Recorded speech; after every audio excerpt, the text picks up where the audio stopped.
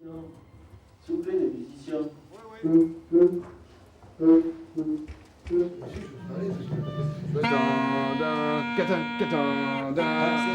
C'était vachement bien. Mais oui, parce que. Une petite relance quoi. C'était super. Justement, vu que vous faites pas grand chose, je me suis dit, bon, il va falloir relancer voilà.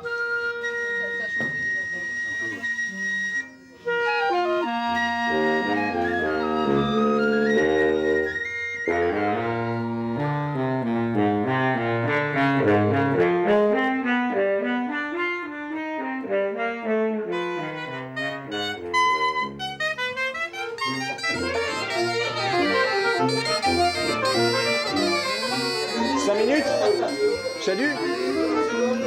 5 minutes.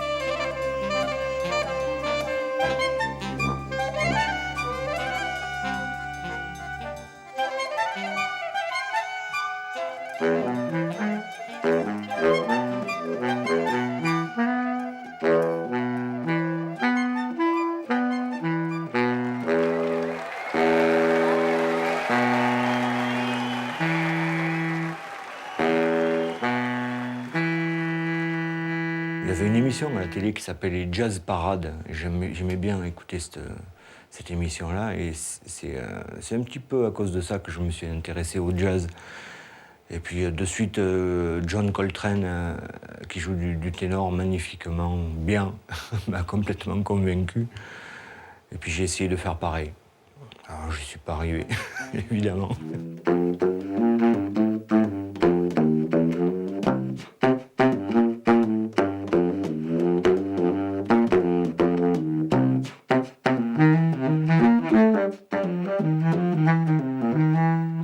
Au moment où j'ai eu mon sax baryton, j'ai tout de suite fait de la fanfare, de la musique de rue plutôt que de la fanfare. Parce qu'à l'époque, la fanfare, c'était connoté fanfare, tous habillés pareil, c'était la fanfare des villages telle qu'on l'entendait à cette époque-là, avec les majorettes, avec le chef de la fanfare, quelque chose de calqué complètement sur les fanfares militaires.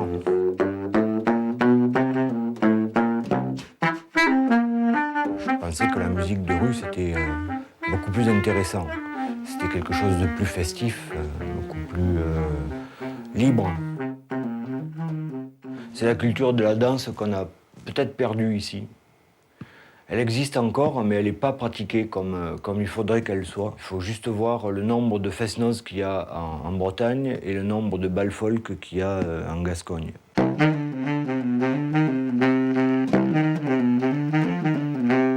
La musique bretonne, c'est avant tout une culture. Tous les gens savent danser un plin, une scottish, une gavotte, un rondo. Non, pas un rondo. Le rondo, c'est gascon. Tiens, combien de Gascons savent danser le rondo?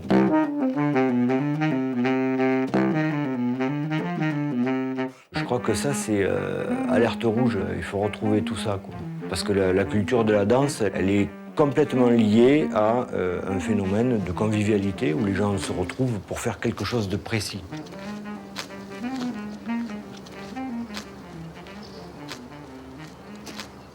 Alors ici, on est à Luxeuil, sur la place Saint-Roch.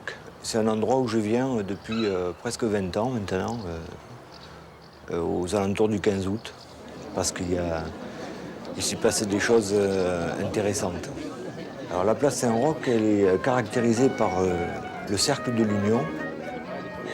Le Cercle de l'Union, c'est un endroit où, pendant ces 3 jours de fête, les gens se retrouvent à 19h pour prendre de l'apéritif. C'est un endroit qui est complètement ouvert. Et moi, j'aime bien ce mur, là, cette place, parce que c'est un endroit où on peut faire de la musique de rue. Et c'est un endroit qui présente une acoustique intéressante parce que ça renvoie le son. Et alors du coup, on a l'impression de jouer ici avec la bière qui coule, le Ricard, tout ça, d'être dans une salle de concert. Moi, je peux vous parler d'un endroit convivial, où les gens ne sont pas là que pour consommer du spectacle. Ils sont là pour consommer aussi de la convivialité et de la musique. Tout ça, ça marche ensemble. Alors l'apéro, il dure de 19h à...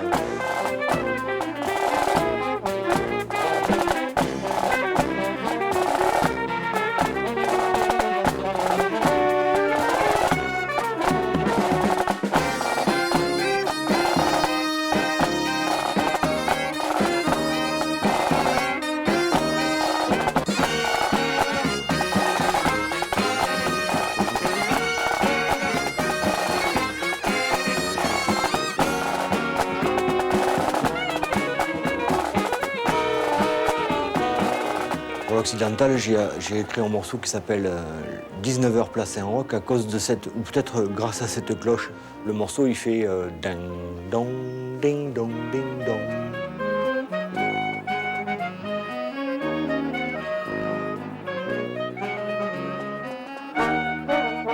Jouer 19h Place Saint-Roch pour une première, parce que c'était la première fois qu'on le jouait, ça m'a fait beaucoup plus d'impression et je l'avais vraiment pensé comme ça.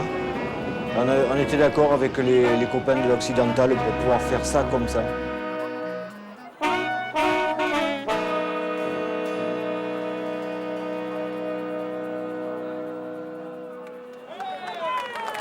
L'idée de départ de l'Occidental, c'est avoir envie d'entendre et de travailler sur des instruments que j'avais jamais utilisés. L'idée de fanfare est venue après. Au départ, c'était de travailler sur de la musique traditionnelle. Avec Francis, on s'est revus 15 ans après qu'on ait joué ensemble, on jouait du jazz à ce moment-là, et on s'est revus 15 ans après chez un pote. Alors, on était très contents de se retrouver, et puis assez rapidement, il m'a dit qu'il avait un projet. Il savait que moi, j'avais monté un truc de production, que je m'occupais de groupe, et il m'a dit qu'il avait des idées d'écrire pour des musiciens bretons, des musiciens gascons, une grosse formation, enfin, on avait un peu bu. C'est peut-être pour ça qu'il me l'a dit, et c'est peut-être pour ça que j'ai dit ouais, ok, on le fait. Comment marier ces deux cultures finalement, à travers un même répertoire que des musiciens joueraient comme si ça faisait 100 ans que ça existait, comme si c'était une musique traditionnelle. Ça allait être forcément un gros groupe, avec que des inconnus. Il n'y avait pas de vedette dans l'histoire. Ça semblait une évidence, même sans réfléchir. En réfléchissant, ça aurait été impossible. D'abord, j'ai contacté des gens qui me paraissaient prêts pour être intéressés à ce projet. Alors, il y avait plusieurs interlocuteurs. Il y en a un qui s'appelle Jean-Louis Levallégan. C'est un musicien qui fait de la musique traditionnelle depuis très longtemps. Je décroche. Ici, c'est Francis Mounier. Tiens, ça fait plaisir de se réentendre. Ça faisait un paquet d'années ou de mois qu'on ne s'était pas parlé. Et il me dit, voilà, j'ai un projet de rencontre d'un univers musical de Gascogne avec le fifre et le tambour qui pourrait croiser l'environnement, enfin le système musical de base des Bretons avec Biniou Bombard. Et lui m'a branché avec des gens de Saint-Nazaire, parce qu'à Saint-Nazaire, il y a un bagad qui lui paraissait à lui ouvert sur le mélange. C'est des gens qui me paraissaient avides de savoir, de connaître par rapport à la musique trad, tout en étant vachement ouverts sur du jazz et tout ça. Puis je me suis dit, s'il y a quelqu'un à mettre en relation avec Francis et ces gens-là. Je me suis dit, tiens, ces mecs-là sont vraiment disponibles à pouvoir faire un chantier avec quelqu'un qui proposerait quelque chose de complètement différent de leur contexte habituel. Et de fait, c'était bien de les faire rencontrer, ces gens-là. On va commencer par jouer les morceaux du Fechnoz de ce soir. Donc on doit faire 5 ou 6 suites. Il y en a une qu'on fera 2 fois, qui seront les ronds de Saint-Vincent qu'on fera au tout début et ensuite à la fin, quoi. Donc on va sonner comme ça va stabiliser un petit peu l'accord. Et on attaque tout de suite par les ronds de Saint-Vincent.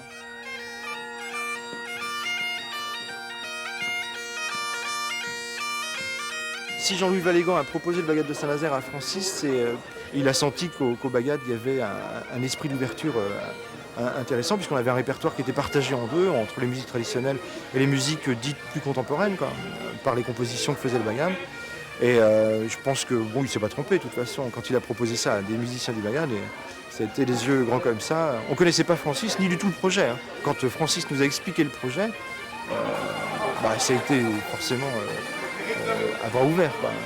Comme on est habitué depuis une vingtaine d'années maintenant avec ce groupe-là à travailler pour que le moindre petit détaché, appoggiature, doublé, petit ornement, piqué de note soit fait à 12 ou à 15, mais vraiment en même temps, sinon ça fait un brouhaha, c'est pas bon, quoi.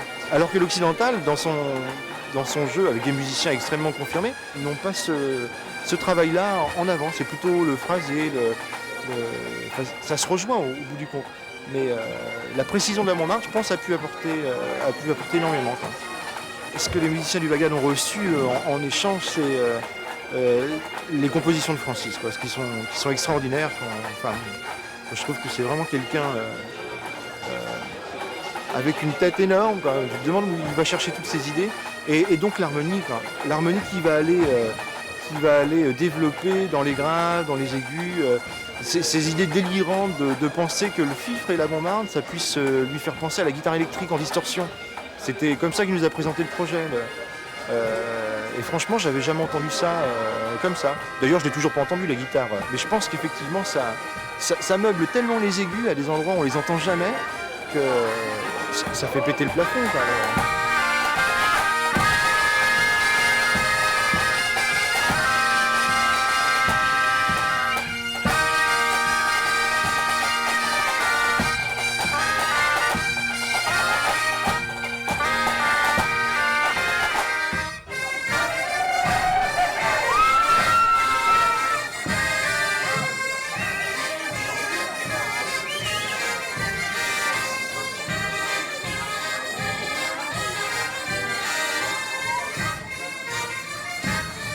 Je fais partie d'un des premiers bagad à avoir ouvert la musique bretonne vers d'autres musiques, que ce soit le jazz, le rock. Au départ, on s'est fait huer, siffler, cracher dessus. Les mentalités sont en train d'évoluer petit à petit.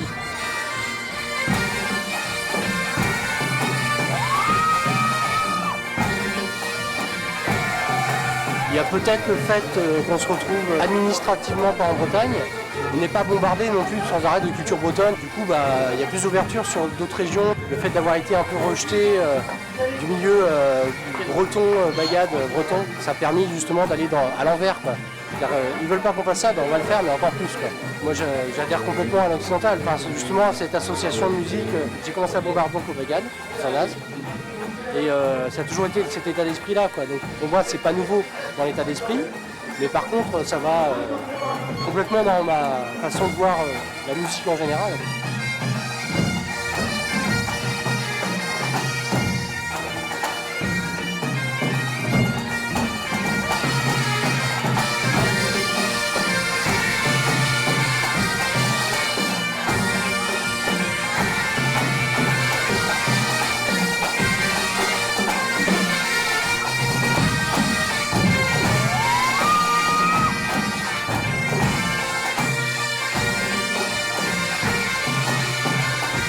Dans le bagad, on est 3 à 4. 4 à faire partie de l'occidental. 5 même, on est 5. 5 à faire partie. On a tous appris dans l'occidental.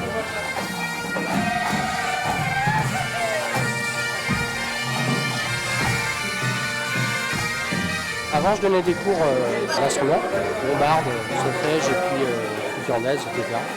Et puis j'ai arrêté l'année dernière pour faire que des concerts, quoi.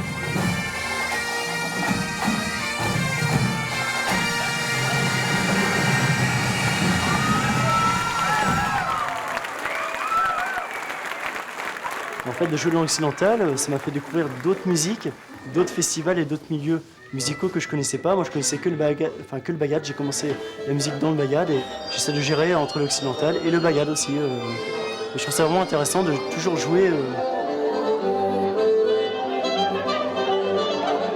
La musique au départ, c'est pas forcément pour gagner de l'argent. Enfin, pour moi, c'est vachement important de jouer pour le plaisir.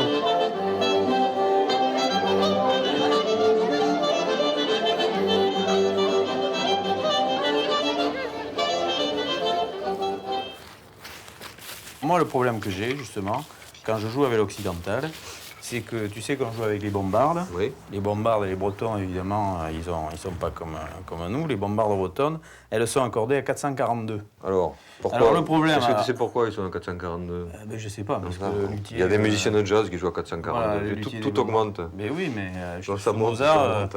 les orchestres étaient à 435. 35, voilà. un ton plus bas. Maintenant, on est à 442. Bon, Bon, alors tu vas préparer ces fifres. Voilà.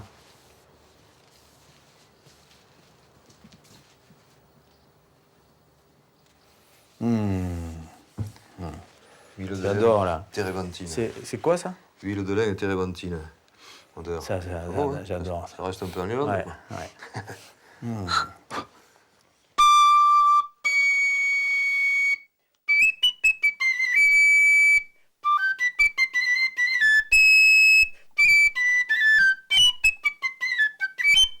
Ah, c'est bon.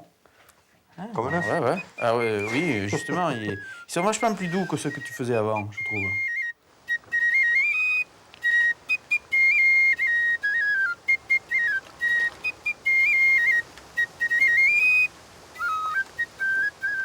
La musique bretonne, c'est organisé.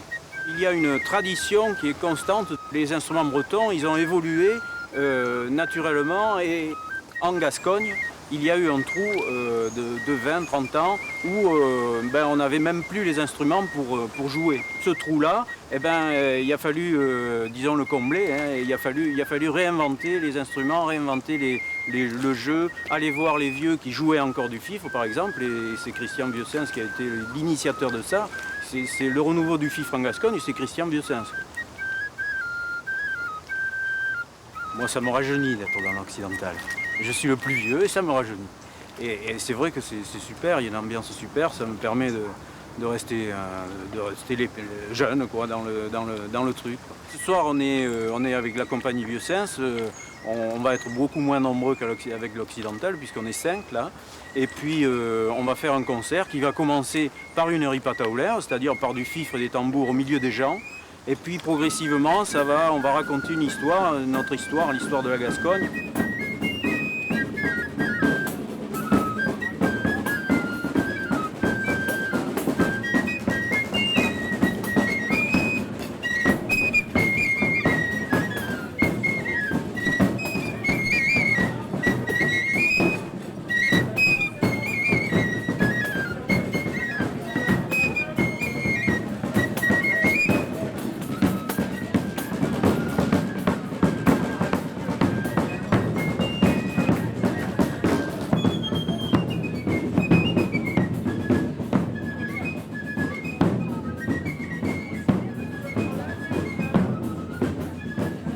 L'occidental, c'est de la musique traditionnelle. Si on accepte que la musique traditionnelle, c'est pas un truc figé, c'est pas du folklore, c'est un truc qui bouge, que les musiciens de tout temps, ils ont écouté ce qui se passait autour d'eux. Ce qui fait que l'occidental fait de la musique traditionnelle, c'est que on sent la terre dans la musique.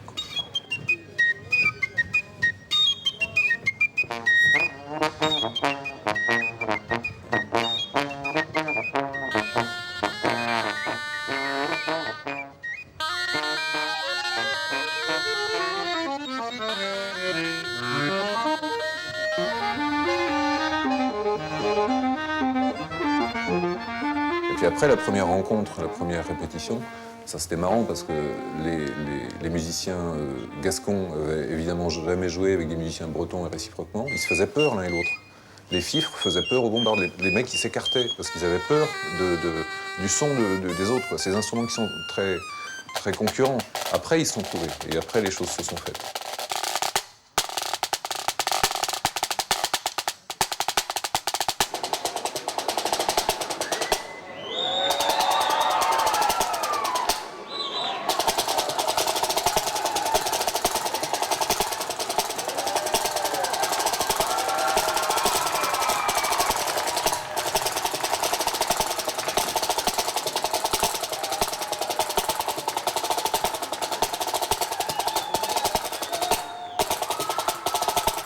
Le premier morceau, c'était Le Vent du Large, qui a été longtemps le morceau emblématique de l'occidental. C'est peut-être le seul morceau de l'occidental qui n'est pas réellement une danse. C'est pas un truc qui se danse facilement. Mais c'est un hymne, c'est quelque chose que les gens reprennent, c'est quelque chose que les gens retiennent immédiatement. C'est un morceau fort là-dessus. Ça c'est assez merveilleux, c'est de faire des choses qui ne se sont jamais faites et d'en avoir la prescience de savoir avant ce que ça va donner alors qu'on n'a pas les moyens de le savoir. Et ça, c'est le talent de Francis aussi d'avoir réussi ça. Et effectivement, quand les choses ont commencé quand les gens ont joué ensemble, ben, effectivement, c'est ce qu'il avait dans la tête et c'était beau.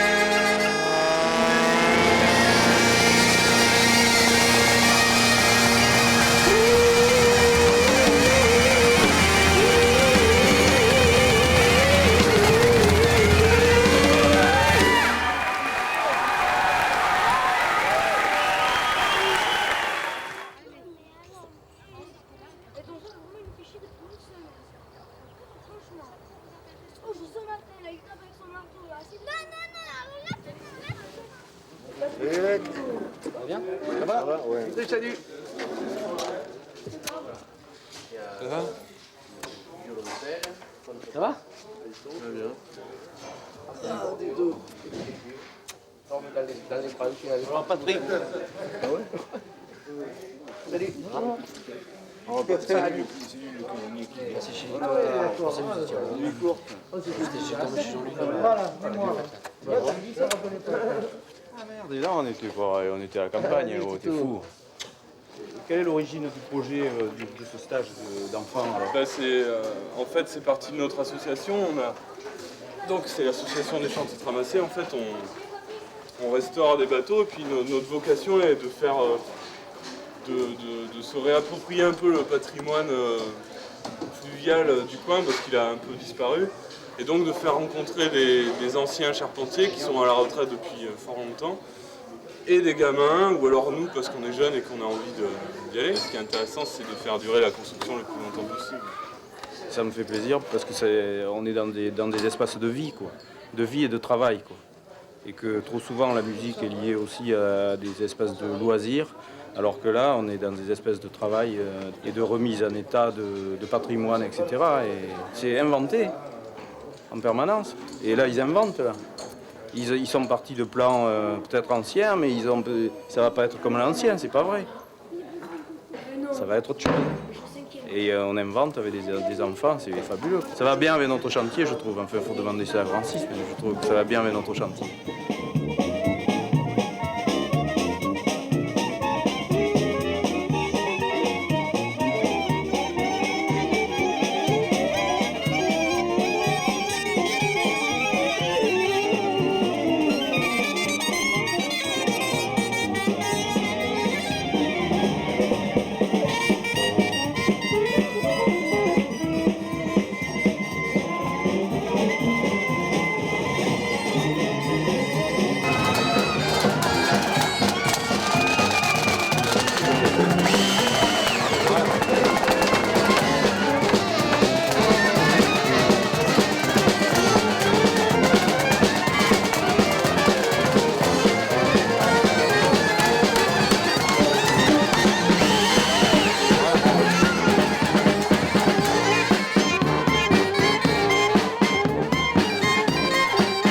Fanfare, il était salement connoté quand on a commencé. C'était ringard, la fanfare.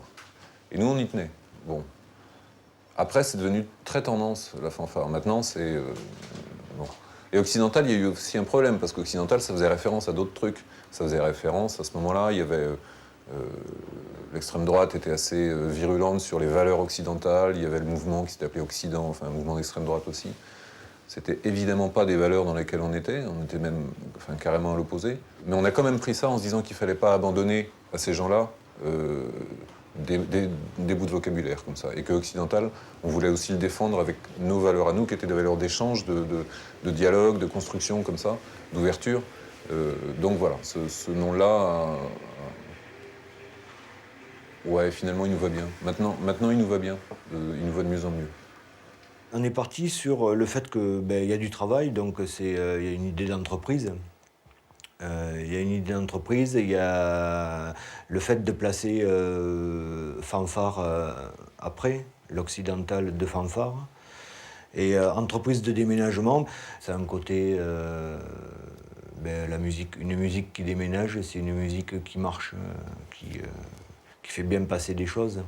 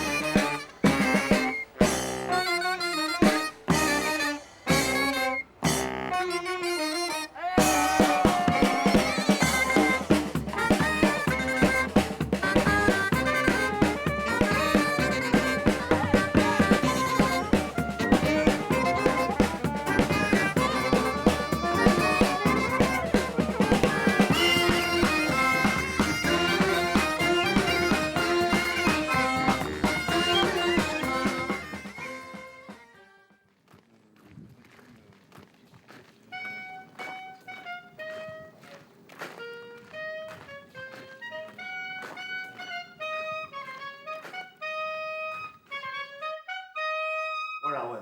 Pas plus court les notes, hein, quand même. Mais on essaye comme ça, là. Je cherche le thème. Un, deux, trois.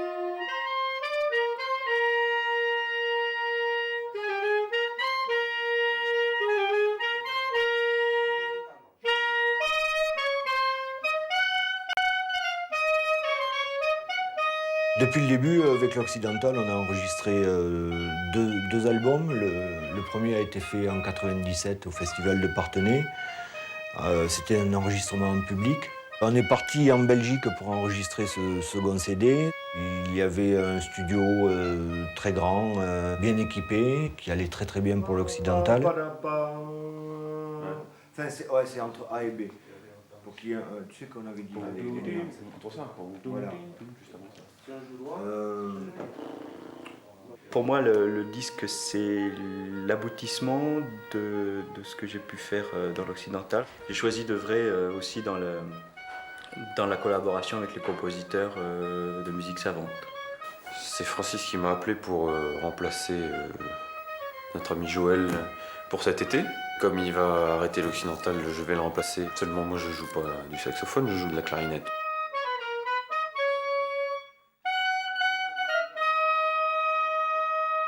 C'est Francis, encore une fois, qui décide. Moi, je lui dis, je ne peux pas faire ce concert-là, je m'engage à trouver un remplaçant. Il me dit non, je vais... Il a besoin de connaître les gens qui l'engagent. Il va préférer avoir une liberté sur la personne plutôt que sur l'instrument. Il prend Frédéric, tant pis s'il joue de la clarinette. On a craint que le groupe de base, s'il se modifiait, que l'Occidental perde de sa force, c'est pas ça qui s'est passé. À chaque fois qu'un nouveau musicien a été intégré, c'était une force supplémentaire qui a été amenée. Les gens venaient en connaissance de cause déjà. Et ils venaient généralement en étant fans du groupe. Et ils amenaient des choses nouvelles que le groupe a très bien digérées et dont il s'est enrichi. Ce que j'en attends, c'est de faire cette musique-là, quoi, de faire cette musique traditionnelle, nouvelle vague, en fait. C'est ma recherche depuis très longtemps et c'est ce que je... Vraiment, je suis très content d'être dans cet orchestre, pour ça, aussi.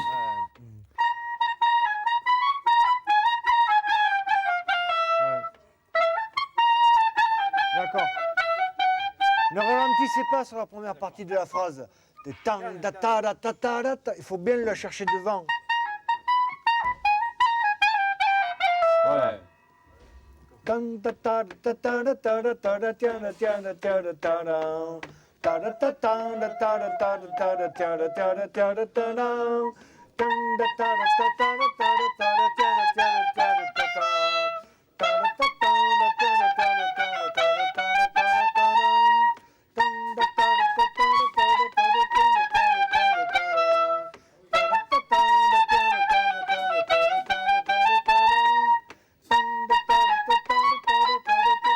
C'est assez casse-tête parce qu'il y a de tout.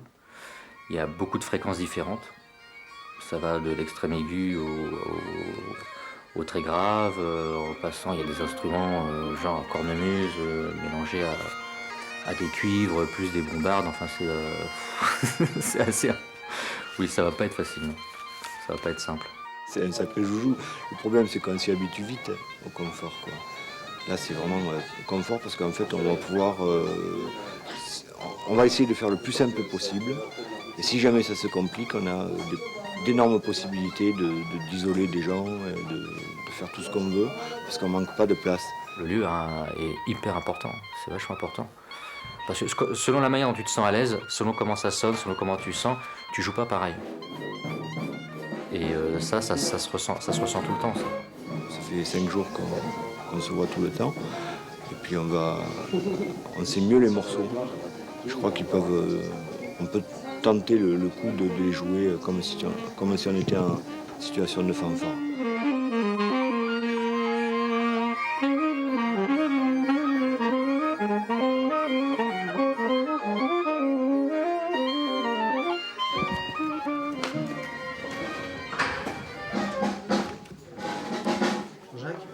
Ça donne quoi pour toi là? Ça va à peu près, c'est encore un peu brouillon mais ça va, mais je pense qu'on peut commencer à enregistrer. Bon, et après comment on va travailler? T'as assez de monde pour qu'on enregistre le plus possible? Ou on dit, bon là c'est maintenant qu'on enregistre. Je pense que ça serait bien de dire on va faire au moins 3 prises de chaque morceau. Ah oui, bien sûr, oui. C'est ça, Ouais, d'accord. Il y a assez de bandes pour ça. Oui, il y a 1h15 de bande. De toute façon, il y en a une deuxième. On fait une prise, tu viens écouter. D'accord. on regarde ce qui va et ce qui va pas. D'accord. D'accord. Je réajuste, on refait une deuxième prise. Et quand ça a l'air d'aller, on fait 2, 3 prises à la suite. Et après, on voit. On fait le même morceau là, toujours? Ouais. D'accord. Pour l'instant, on reste sur le même. La farandole. Voilà. D'accord. Ouais, ben là, ouais. On fait la prise. C'est au moment qu'on fait la Lève-toi plutôt. Lève-toi.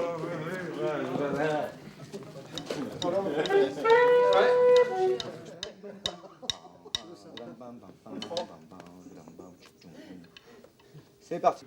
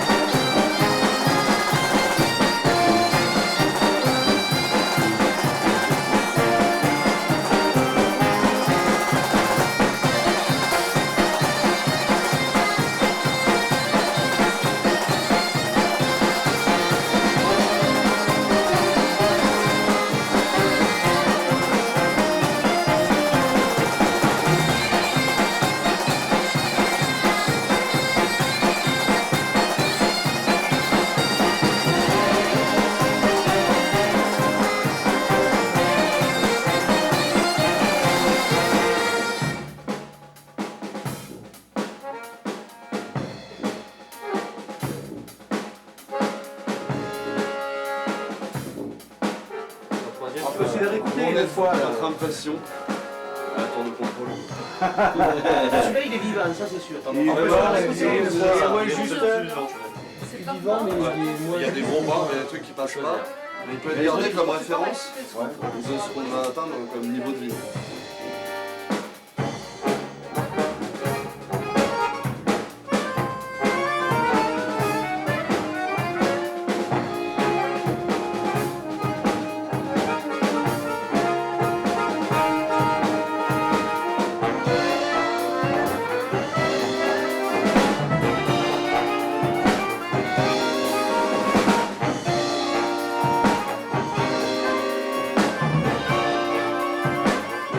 On en a fait 3. Il y en avait une qui nous plaisait, la seconde qu'on trouvait plus vivante, et là, celle-là. Moi, je pense qu'on peut en faire une autre.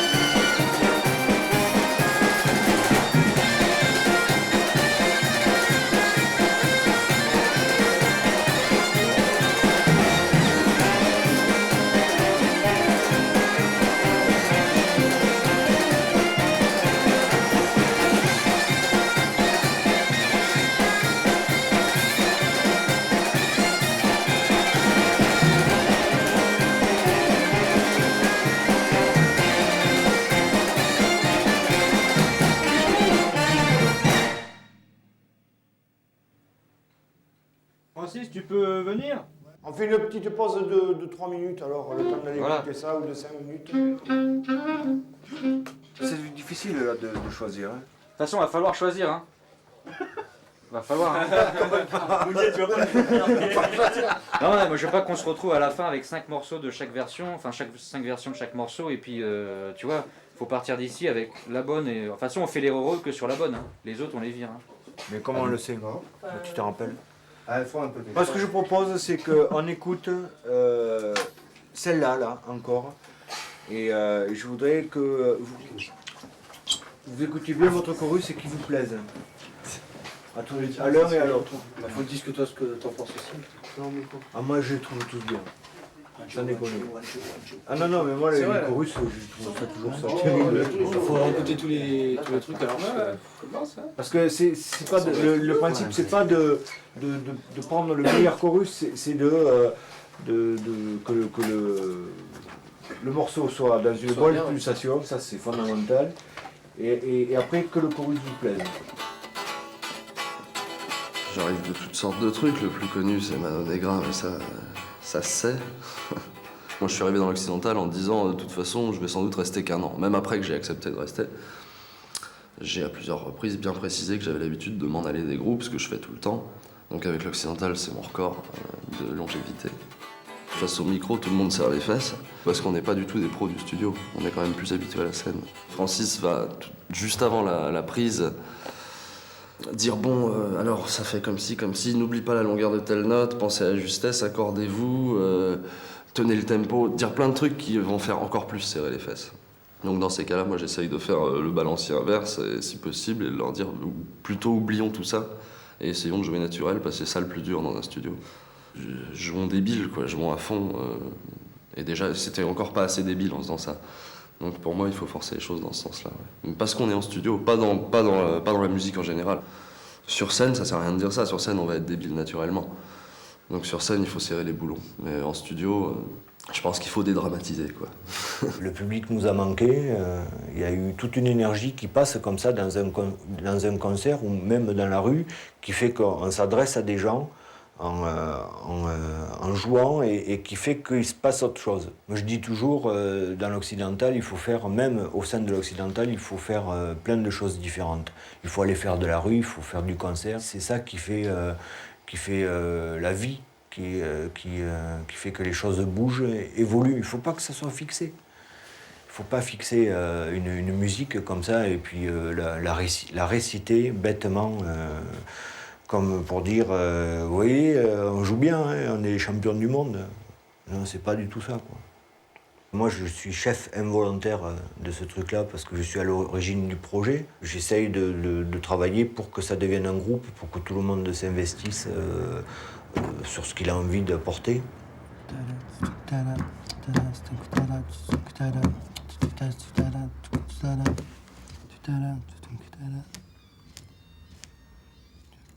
Alors, le morceau s'appelle Marif.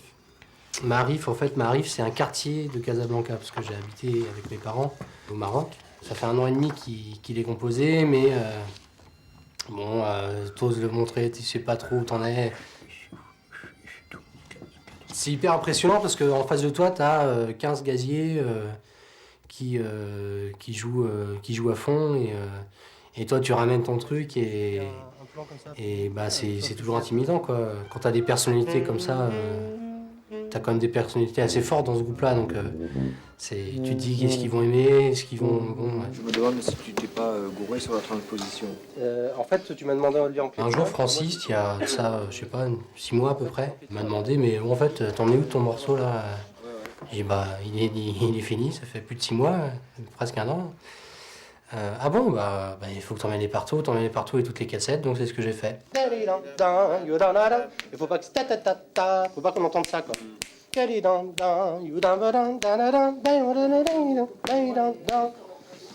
Donc voilà les changements, en gros c'est tout. Après, bah, vous regardez sur vos partitions. Quand tu composes, t'es en train d'imaginer, hein, puis ça fait super bizarre après d'entendre ton morceau, les voix que t'as écrite quelques temps avant, de mettre ça pour de vrai, quoi. C'est assez jouissif, en fait, quand même.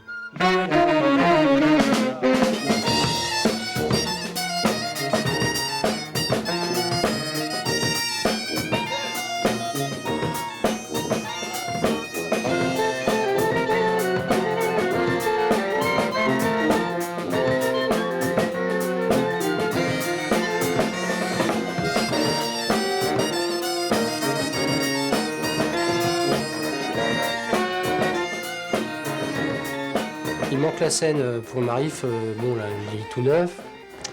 On va le faire tourner là pendant la tournée qui arrive pour le roder, donc il faudrait, je sais pas, 5 ou 6 concerts pour qu'il soit vraiment bien rodé, quoi. Voilà, ça va être justement l'occasion. Ça va être bien.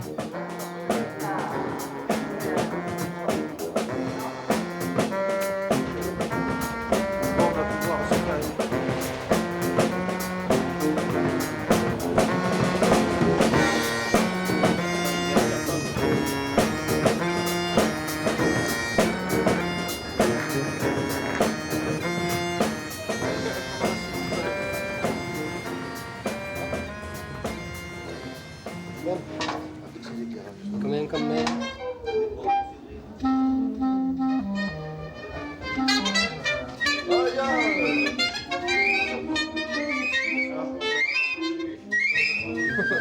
Là, c'est crado,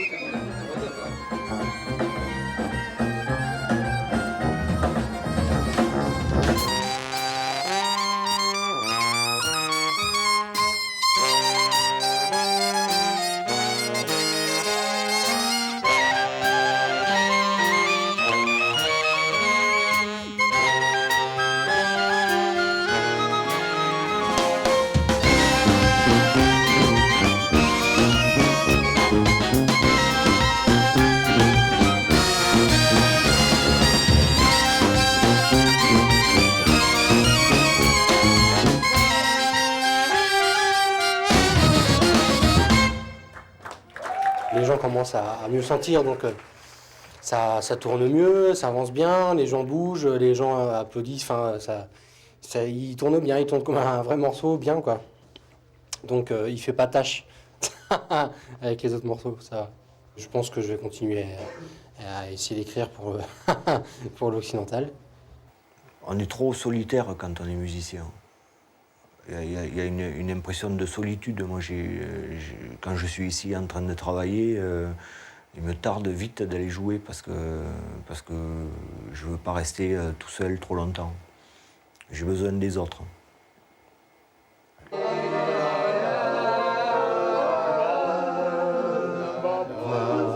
Mais tous les oiseaux du monde, je te les volerai.